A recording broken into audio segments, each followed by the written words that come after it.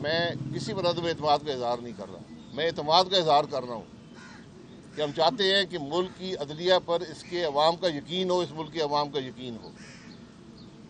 جو فیصلہ وہ کریں گے سر آنکھوں پر ہے، لیکن کیا فیصلہ تاریخ قبول کرے گا؟ کیا اس فیصلے کے مثبت اثرات ملک پر ہوں گے؟ آپ نے حکومتیں پہلے بھی توڑی ہیں۔ آج جہاں پر پاکستان ہے اس میں ایک بڑی وجہ عدالتوں کی انٹرفیئرنس ہے۔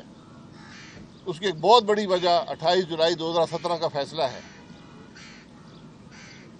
جس کے نتیجے میں چلتی حکومت توڑی گئی، اس ملک کو ڈیریل کیا گیا، اور بات وہاں پر ختم نہیں ہوئی۔ آپ نے تاحیات نااہل کیا ملک کے سینئر ترین سیاستدان کو۔ آپ نے صرف وہاں بھی اکتفا نہیں کیا، آپ نے سیاست سے علیحدہ کیا ایک قانون کی تشریح کر کر۔ آپ نے عین الیکشن کے دوران مداخلت کی۔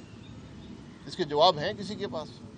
میں تو اعتماد کرنا چاہتا ہوں، اس ملک کے عوام اعتماد کرنا چاہتے ہیں عدالتوں پر، لیکن عدالتیں اپنے آپ کو قابل اعتماد بنائیں، پھر بات بنے گی۔ اچھا خاقان صاحب یہ بتائیے گا، بندیال صاحب بس دیتے ہیں کہ وہ کام ایسے ہی چلے گا جیسے وہ چاہتے ہیں، تو فیوچر کیا ہوگا بندیال صاحب کا؟ بندیال صاحب کے 3 مہینے رہتے ہیں، اس کے بعد گھر جائیں گے، لیکن ملک میں جو وہ نقصان کر گئے ہیں وہ آپ کے سامنے ہے۔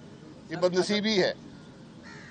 آپ چیف جسٹس کا، سپریم کورٹ کے جج کی اولین ترجیح ہوتی ہے کہ اس کے ادارے کا ساکھ بحال ہو، اس پر کوئی انگلی نہ اٹھا سکے۔